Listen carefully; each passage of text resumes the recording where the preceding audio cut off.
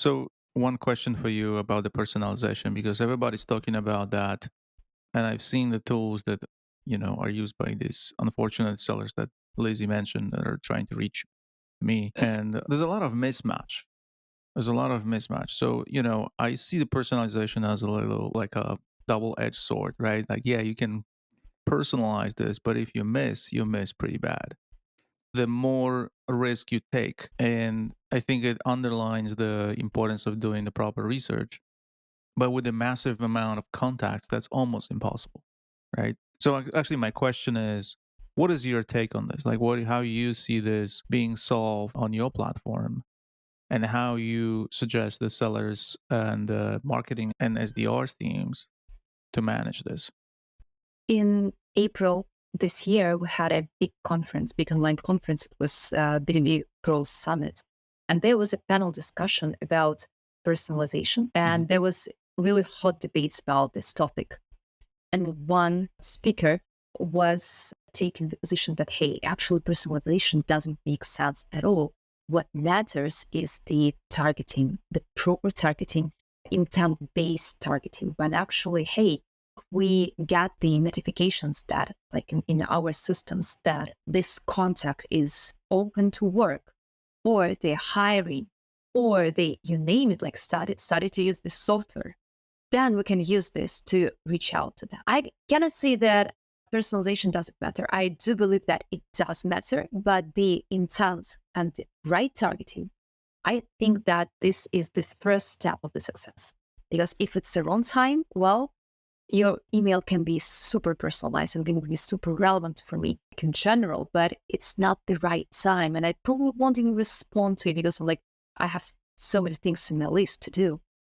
And this is the point. At Reply, we believe that cold outreach is something that should become like a targeting on social media. When you use the interest category for a targeting, like, hey, I want to target people who are interested in AI, well, you name it, it can be anything else. And the advertising goes specifically to these people who are interested in this topic at this specific moment of time. The cold outreach should be the same. And actually, we at Reply want to make it exactly the same. We want to get this intent data from the market. And actually, with AI, it's much easier to do, like way easier to do now, just to analyze, hey, we have these notifications about the new interests or intents. So we can reach out to these people first because you know that they're super hot, they're interested in the matter of our outreach. This is the point, and this is about the matching the right audiences with the message. And this is what we want to do at Reply. And then goes personalization. It is important because we want to address every person in a unique way, right? It can be a group of people added to a sequence, but they have there can be some peculiarities of these outreach messages for each and every person. And this is where AI personalization comes into play. And I think you've heard about like one line openers, the first paragraph in the email, like something really, really specific with this person, like congratulating on something huge that probably was posted on LinkedIn. And then like, again, targeting and then personalization. Yeah, I disagree. That speaker with intent being the only thing that's important. I think to your point, you have it right of you got to get the intent right, but then it also needs to be personalized. And a good example of this is if I lead partnerships, right? If someone reaches out and says, "I think we should partner," I'm like, "Why?" like, like verse. Hey, we have a couple of mutual customers. We really think we can build out some use cases that tell a story to these customers and probably more mutual customers that we have. We'd love to set up a call to chat through this. I'm going to get on that call. I'm not going to get on the first call, right? And so I think there is the need for personalization, unless you're so high intent that like you don't care. Like you're like already thinking about buying the product. I like the way of thinking about it in steps. Like you have to nail the intent and the audience and segmentation, and then you can personalize. Demetrius, what are your thoughts? I'm your distant cousin then on that topic, because I'm not buying that story about when the sellers are reaching out to me and say, "Hey, congratulations on this." Like, of course, I know you don't care. So let's get down to the business.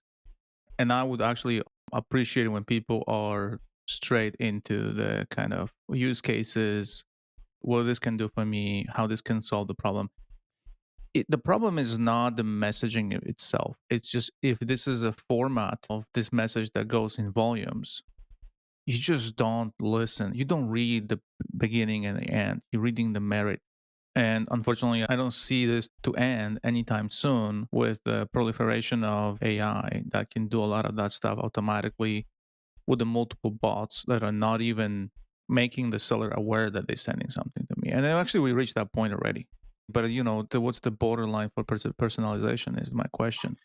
I imagine the future, which is not very distant, where we're using a lot of first party data that we all have on the social media these days. And that is a feed for personalization, right? So it's a underlying characteristic that is today not driving any of these, I would say, definitions around the messaging, right? Like I prefer to have a messages that are not having a beginning on the nice to haves. That's what's going to make a difference. That's what is the personalization to me. Technology probably can do this, but we have a legal constraints here, right? Like how far you want to go, creating a combined profile of Dimitri's from multiple social media. That personalization is a little bit tricky. I think a reply, you could have like 3 to 5 personality types we've defined, right? And let's try all the emails and let's see what each user responds to. And you could actually start to categorize some of that, which would be hard to do without AI before. Olivia, go ahead. No, I think that's definitely a good idea. I'm a big fan of psychology, and because I'm in markets, of course. And I think that knowing the personality of the person and helping to define the right message, even knowing that, hey, this person expects to receive like really straightforward information, super relevant. So if we know that there is an intent from this person, let's craft a message like this, really straightforward. Others tend to prefer more exciting tone and preferring to reply. We have the functionality. It's still not analyzing the person itself, the profile of the person, but it helps to craft in different friendly, exciting, professional, shorter, longer, and stuff like that. So it also can be customized. But getting back to the personalization, relying on proper targeting and intent-based targeting is more effective than relying only on personalization. Again, if it's not the right time, I won't react because Doesn't it's just matter. like it doesn't matter right now. It can be really something relevant. Let's say that was yesterday. I launched my outreach sequence to media, announcing that we will have a major updates. And I was using for personalization, I was using the articles of this journalist that were published in specific media outlets, saying that, hey, like I'm really impressed with this article. And this is about personalization, super relevant personalization. But again, my point is that targeting first. Personalization does matter, but it's something second.